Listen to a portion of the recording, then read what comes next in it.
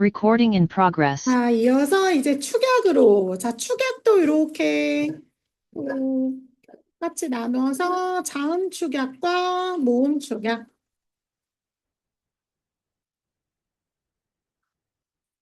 이렇게 체크해요. 자, 축약은 제일 뭐 할 게 별로 없어요. 자, 자음 축약은 우리가 거센 소리 되기라는 말로도 표현을 하고요. 거센 소리 되기. 자, 그드브즈 더하기 히읗. 자, 얘를 따로 써볼게. 기역 더하기 히읗, 디귿 더하기 히읗, 비읍 더하기 히읗, 지읒 더하기 히읗은 그럼 그 흐는 뭐야? 드는 트, 으는 프, 즈는 츠. 요렇게 달라지는. 이런 거 너무 신기하지 않아요, 얘들아? 너무나 명확하게 뭔가 설명이. 자, 그러면 생일 어떻게? 우리가 생일 축하해가 되죠. 생일 축하해 이렇게 생일 축하. 자, 이건 어떻게 돼? 법학이 되죠. 법학, 법학. 자, 얘는 젖히다, 젖히다 이렇게 되죠. 젖히다.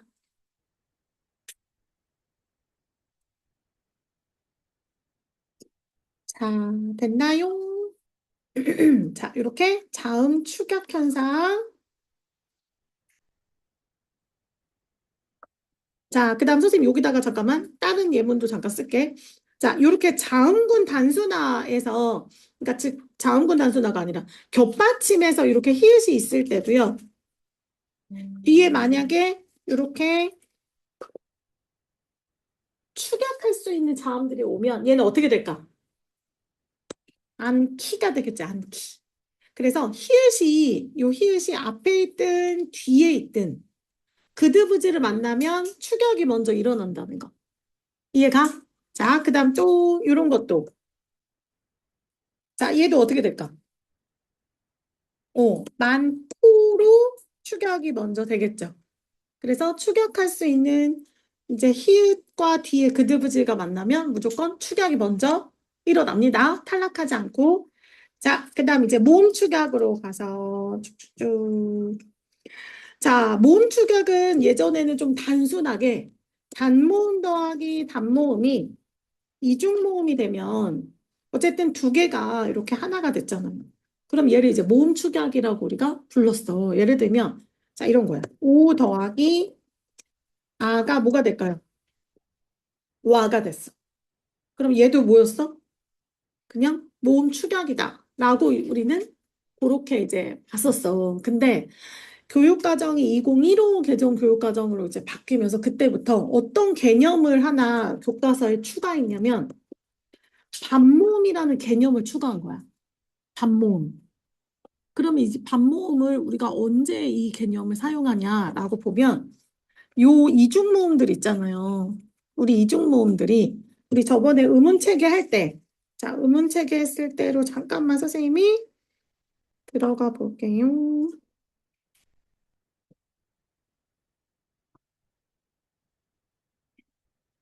요거 했었지?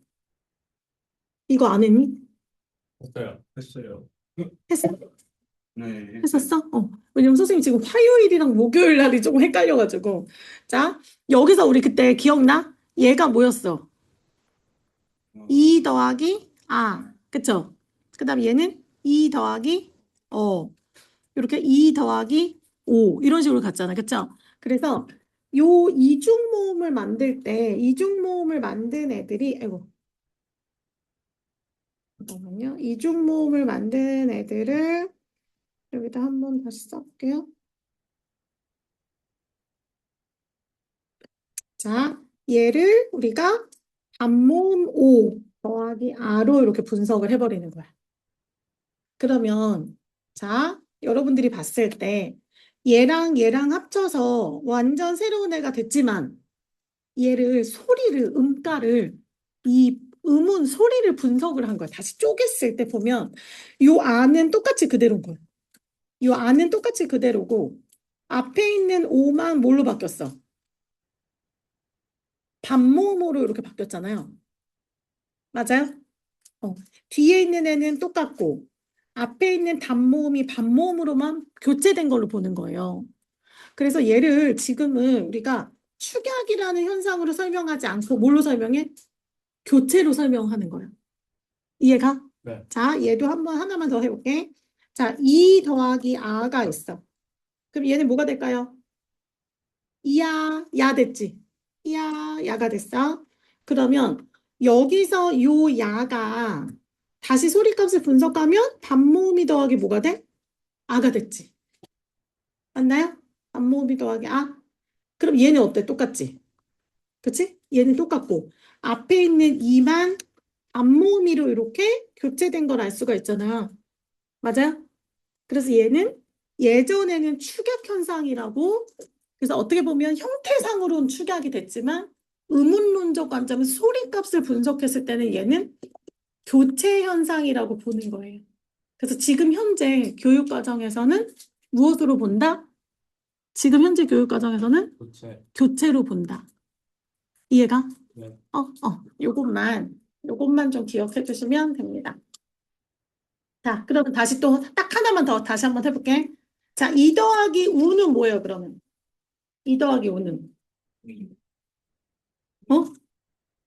2 더하기 우. 이유잖아, 이유. 이유. 이유잖아, 유. 맞아요? 네. 그럼 얘를 또 분석하면 어떻게 된 거야? 반모음이 더하기 우가 된 거지, 그치? 그러면 앞에 우는 요거는 똑같고, 요거는 그대로 변함이 없고, 얘만 뭘로 바뀌었다? 반모음으로 교체됐다. 됐어? 이거를 이해하는 게 오늘 제일 중요해. 알겠죠? 요렇게 바라보는 관점을 이해해 주시면 됩니다. 됐어요? 자, 요렇게 우리가 축약을 했고요. 자, 그 다음 이제, 자, 첨가 현상으로 또 갑시다. 자, 첨가도 정말 할 게 별로 없어요. 자, 이렇게 또 나눠서 자음 첨가와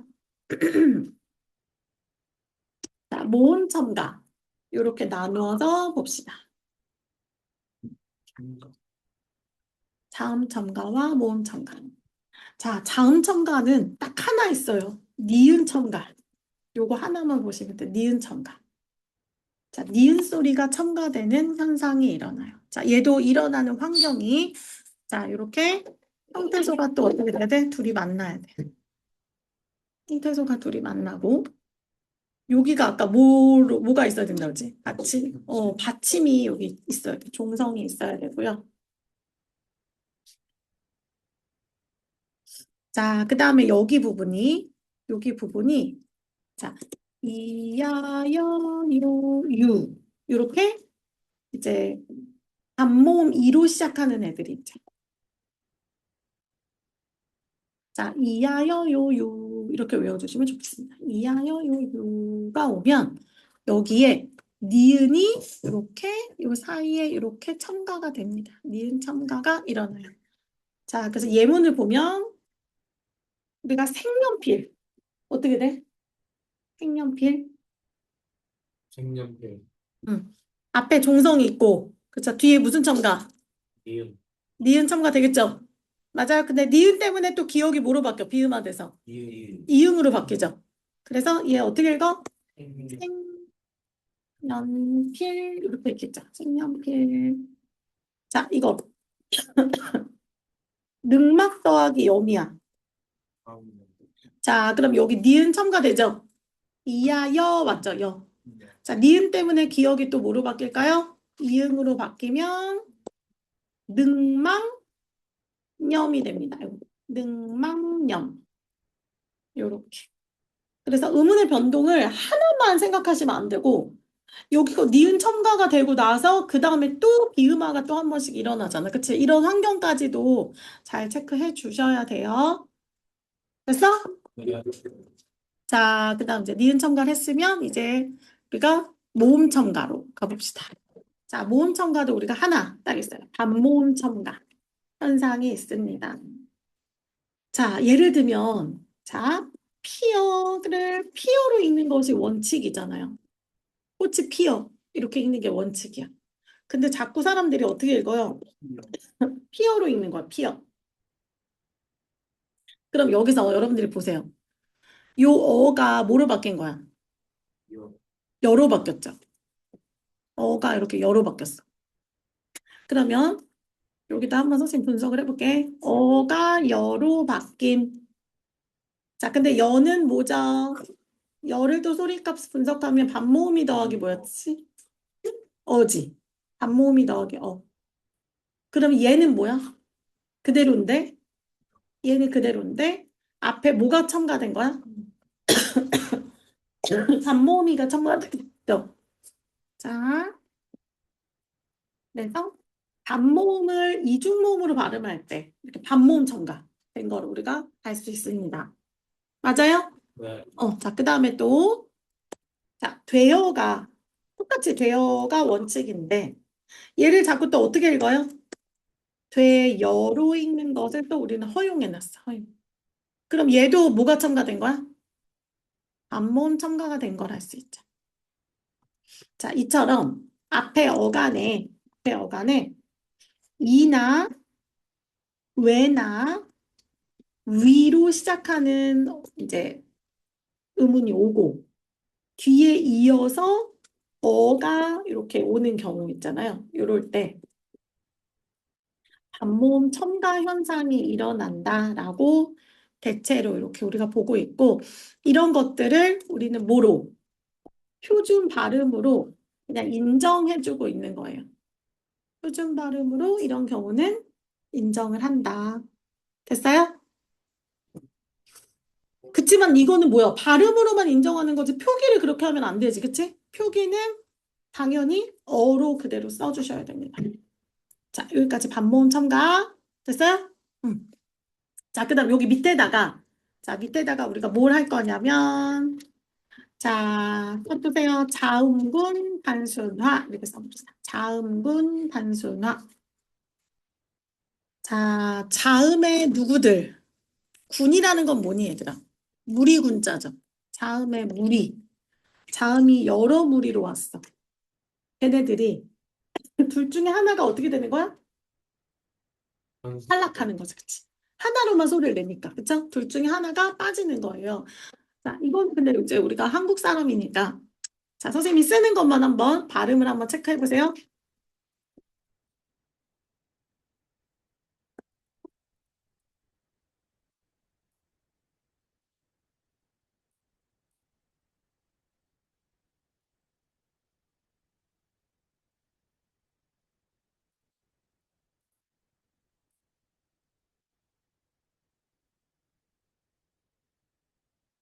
그거만 한번 잠깐 써봐.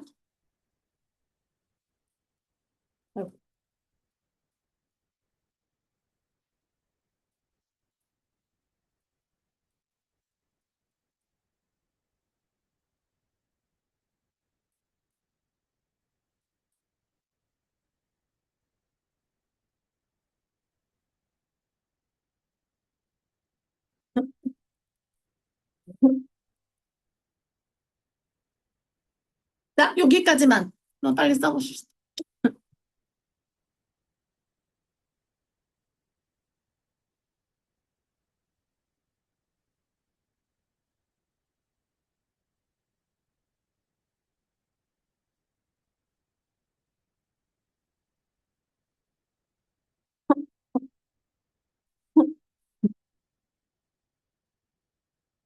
자, 얘를 한번 소리 나는 대로 한번 해볼게요. 자, 리을 기억은 대표 뭐야? 달? 닭이죠, 닭. 그쵸? 닭. 근데 만약에 얘를 뒤에 이렇게 조사가 왔어. 그쵸? 체온 뒤에 조사가 이렇게 오면 그대로 어떻게 돼요? 그냥 달글이죠. 달글. 이렇게 연이어서 써주시면 됩니다. 자, 얘는요. 3입니다. 근데 얘도 마찬가지로 뒤에 조사가 이렇게 왔어. 그럼 어떻게 돼? 삶을 이렇게 리을 음가가 살아나게 되죠. 조사가 오면. 그쵸? 조사가 없을 때는 그냥 3인데. 되게 독특한 현상이야, 이런 게. 닭. 혼자 쓸 땐 그냥 닭인데 뒤에 조사가 오면 달글. 리을 음가가 살아나잖아. 자, 얘는 리을. 아까 뭐라 그랬어? 요 티읕이 탈락하면서 얘 된소리 만들어주고 탈락한다고 그랬죠. 그쵸? 그래서 얘는 할다. 자, 리을, 비읍, 원칙, 리을입니다. 어떻게 돼요?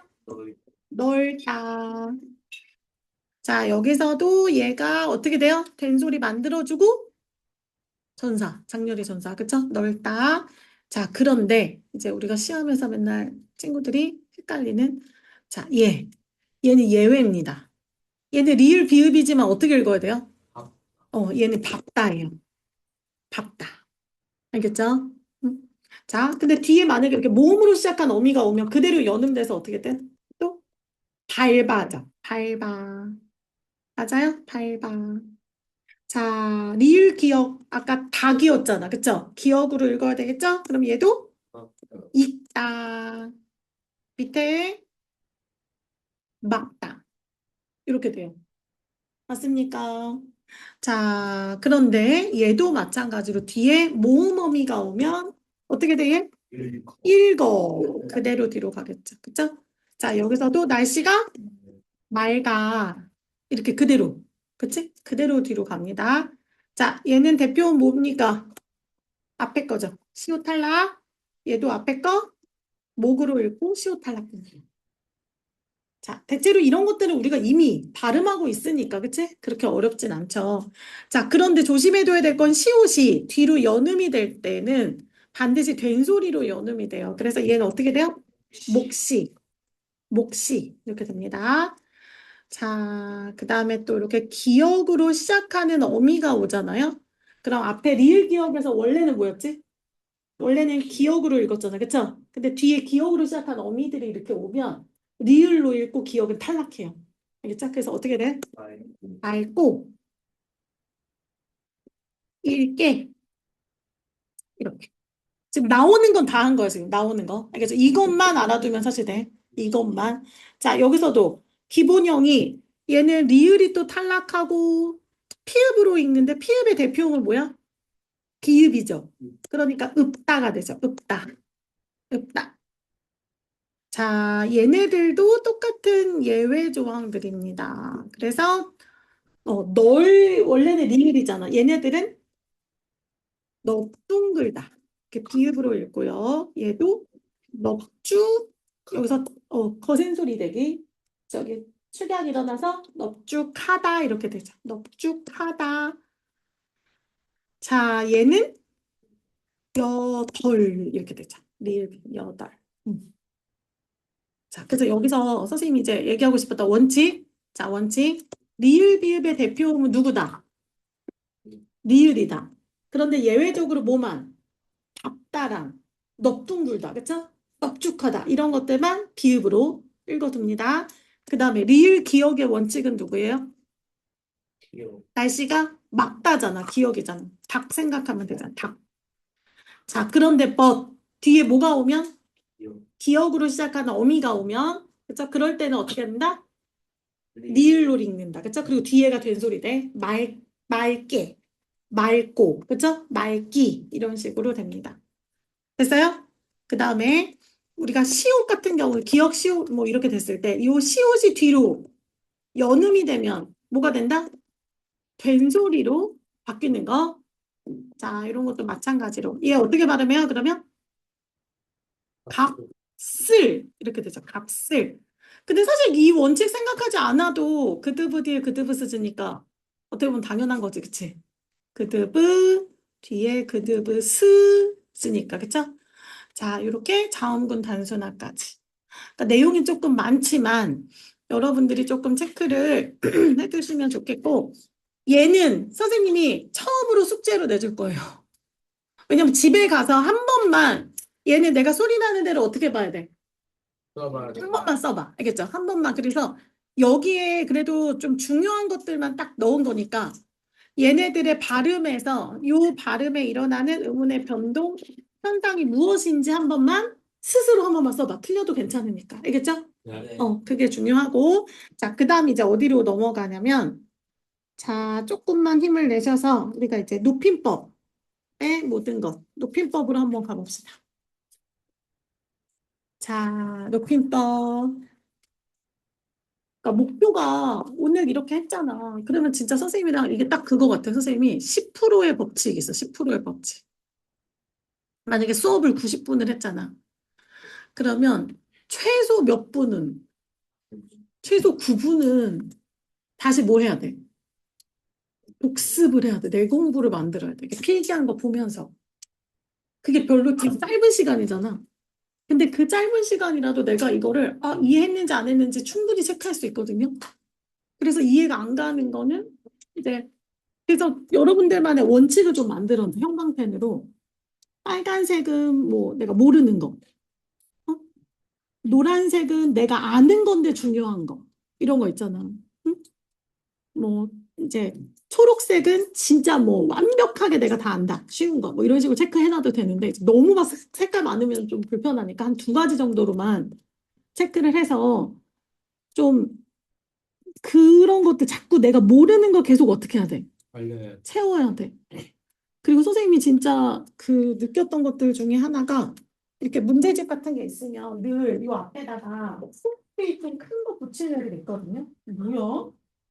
뒤에가 더 심각한데. 와. 심심해서 자, 예를 들면 이런 문제집이 있잖아요. 그럼 여기다가 앞에다가 포스트잇을 하나씩 꼭 붙여놔요. 그래서 질문할 걸 촘촘하게 거기다 이렇게 조그맣게 써놔요. 그리고 공부하다가 또 거기다 이렇게 써놓고. 그리고 그거를 이제 그렇게 질문하면서 지워. 어, 진짜 그런 방식으로 자꾸 그냥 해설만 보고, 그렇구나 넘어가지 말고 질문을 한 번씩 꼭 하세요. 알겠죠? 자, 그럼 이제 높임법. 자, 우리나라의 문법에서 문법을 지금은 언어라고 표현을 하잖아요. 그래서 이제 언어와 매체, 뭐 화법과 언어 이렇게 바뀐 이유가 뭐냐면 문법으로서만 보는 게 아니라 언어적인 측면으로 보는 거. 우리 한국어의 특징은 그럼 뭐가 있지? 한국어 굉장히 어때? 언어적으로 어떤 특징이 있어요? 높임법이 굉장히 발달되어 있죠. 발달되어 있다는 건 굉장히 좀 외울 게 많다는 얘기야. 종류가 다양하다.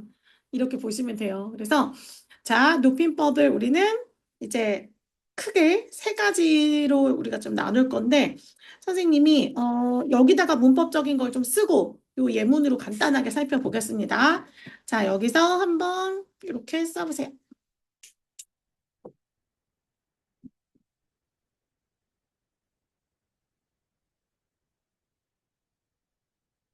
요 판을 그냥 똑같이 하시면 돼요.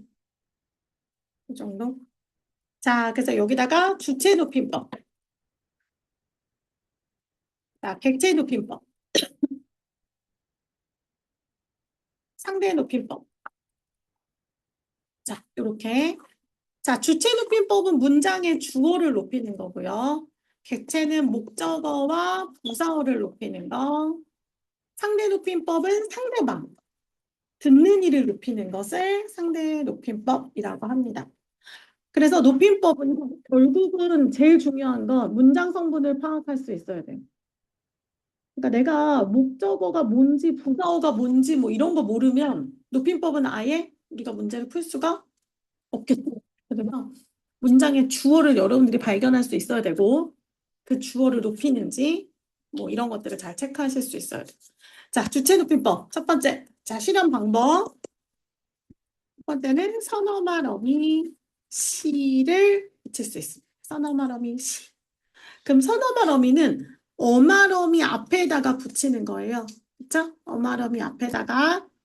자, 두 번째는 조사. 조사 깨서를 붙입니다. 조사 깨서. 자, 세 번째로는 특수 어휘들이 있어요. 특수 어휘. 자, 뭐 있을까? 주무시다, 계시다, 잡수시다. 자, 잡수시다와 잡수다는 각각 다 특수 어휘로 인정받고 있어요. 자, 요런 것들이 있어요.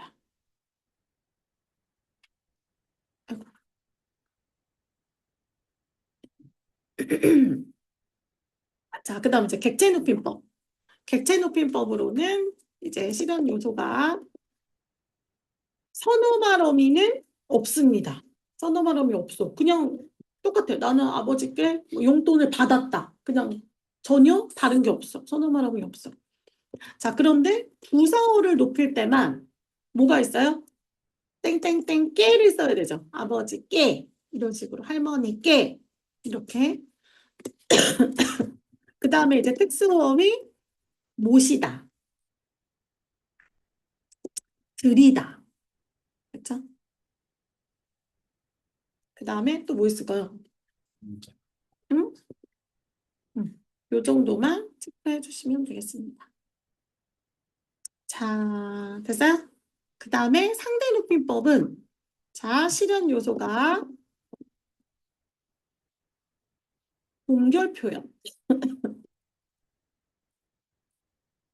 그 다음 보조사 요를 통해서 상대 높임은 이제 표현을 하는데 그래서 한국어는 이 마지막에 뭐로 끝나느냐 되게 중요하잖아. 마지막 말을 뭘로 하느냐. 그쵸? 굉장히 민감한 문제죠, 이게. 그쵸? 그래서 우리가 6가지를 총. 자, 하십시오, 하오, 하게, 해라, 해요, 해. 이렇게 6가지 단계. 이거는 무조건 외우셔야 돼요. 하십시오, 하오, 하게, 해라, 해요, 해. 이렇게 외워두셔야 돼요. 자, 알겠지? 다 같이 한번 시작. 하십시오, 하오, 하게, 해라, 해요, 해. 이렇게. 자, 그래서 여기 해라체까지. 여기까지가 우리가 격식체예요. 자, 요 밑에가 비격식체입니다. 자, 그러면 잘 봐봐. 얘는 아주 높임이라고 하고 얘는 예사 높임. 자, 얘는 예사 낮춤. 그럼 아주 낮춤. 이렇게. 그래서 낮추는 것도 종결 표현에 우리가 상대 높임법에 포함이 돼요. 알겠죠? 자, 해요체는 높이는 거, 해체는 낮추는 거. 이해가? 네. 그래서 총 6가지의 이런 형태로 우리가 표현을 하고 있다. 됐어? 근데 우리가 일반적으로 쓰는 기본형 있죠? 밥 먹어라. 밥 먹자. 밥 먹니? 자, 요런 기본형들은 다 해라체예요, 여러분. 알겠죠? 밥을 먹다. 밥을 먹니? 먹어라. 뭐 먹자. 이런 기본적인 우리 종교 표현 배우잖아. 그 표현은 요 해라체라고 보시면 돼요. 이해 가세요? 요거 좀 잘 알아두시고. 자, 그럼 얘를 우리가 이제 여기서 예문에서 한 번만 빠르게 한번 체크만 하고 이제 끝내겠습니다. 자, 그러면 어머니, 자, 선생님이 뭐부터 찾으랬죠? 서술어. 도착하셨습니다가 서술어야. 그럼 서술어의 주체가 누구야? 어머니죠. 그럼 어머니가 주어잖아. 주어를 높이고 있으니까 얘는 무슨 높임이야? 주체 높임법이죠. 주어를 높이니까 주체 높임법. 자, 주체 높임 선어 발음이 여기 뭐 들어가 있죠? 도착하시었습니다. 있죠? 시가 들어갔어. 자, 얘는 주체 높임을 뜻하는 거야. 자, 근데 이건 누구한테 말하는 건지는 모르겠는데 뒤에 뭐가 붙었죠? 씁니다가 붙었죠. 씁니다. 어머니께서 방금 도착하셨습니다. 누구한테 하는지는 모르지만 어쨌든 누구를 또 높이고 있어. 상대 높임도 적용이 돼 있죠. 상대방을 높이고 있다. 맞아요. 자, 그래서 우리가 알 수 있는 거 딱 한 가지. 한국어 모든 문장에는 상대 높임법이 반영이 되어 있습니다. 하십시오, 책. 일가? 자, 이렇게 한국어 모든 문장에는 상대 높임법이 반영되어 있어요. 자, 그 다음 할아버지 요거 오타가 났네요. 깨서는 자, 여기 깨서가 주체 높임법에 사용되는 주격조사고요.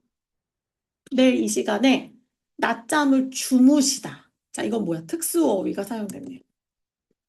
특수어휘가 사용됐습니다. 자, 선생님 말씀이 자, 선생님을 높였죠? 말씀 타당하십니다. 여기도 뭐가 사용됐어? 시가 사용됐는데요. 자, 여기서 이제 우리가 얘기 체크해둬야 될 게 주체 높임 중에는 간접 높임이라는 게 하나 더 들어가 있어. 이건 뭐냐면 주어의 아이고, 소유물이나 신체 일부 뭐 생각 등을 높일 때. 그러니까 지금 여기서도 선생님을 높인 게 아니라 선생님의 말씀을 높이고 있잖아요. 맞아요? 그럴 때는 이제 특수 어휘를 사용하진 못하고요. 이렇게 선어말 어미만 사용해요. 그래서 간접 높임법일 때는 특수 어휘는 사용할 수 없다. 이렇게. 자, 여기서도 아버지께서 걱정거리를 높이는 건데 계시는 될까 안 될까?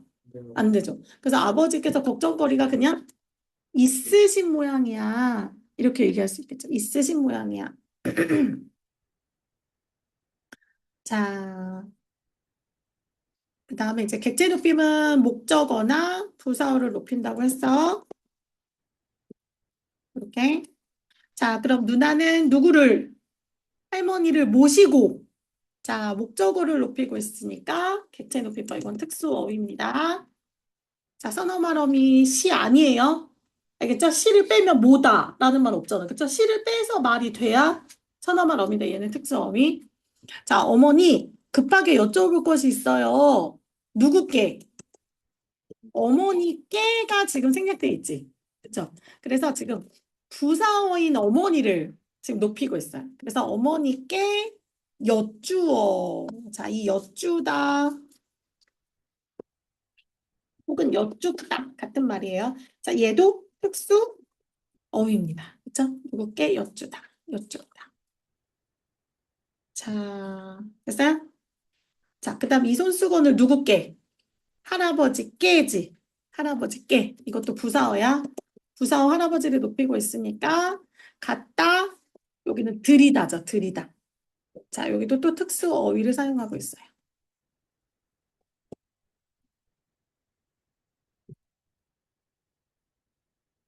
됐어? 됐어요? 응. 자, 여기까지가 이제 객체 높임법. 자, 그 다음 이제 상대 높임은 자, 이제 종결표만 보면 돼. 하십시오, 하오, 하게, 해라, 해요, 해, 제야. 그래서 여기에 지금 나와 있는 종결표 하십시오체, 하오체, 하게체, 해라체, 해요체, 해체. 요렇게 각각 종결 표현에 따라서 우리는 그 높이느냐 낮추느냐 그쵸? 아주 높이느냐 예사 낮추느냐 뭐 이런 것들을 구분해 볼 수 있어요. 요 정도까지는 구분이 되지? 어려워? 너무 내용 많아? 자, 그래서 선생님이 여기서는 조심해둬야 될 거 잠깐 요것만. 자, 선어말어미 시와 자, 특수 어휘에 들어가 있는 그 특수 어휘 안에 들어가 있는 시를 구분해야 돼. 자, 그래서 자, 잡수시다 같은 경우는 늘 논란이 되거든요. 그럼 얘는 빼도 잡수다가 되잖아. 그렇죠? 그런데 but 자, 표준국어 대사전 국립국어원에서는 국어원 입장에서는 잡수시다의 시를 선어말 어휘로 보지 않아요. 얘는 그냥 특수 어휘로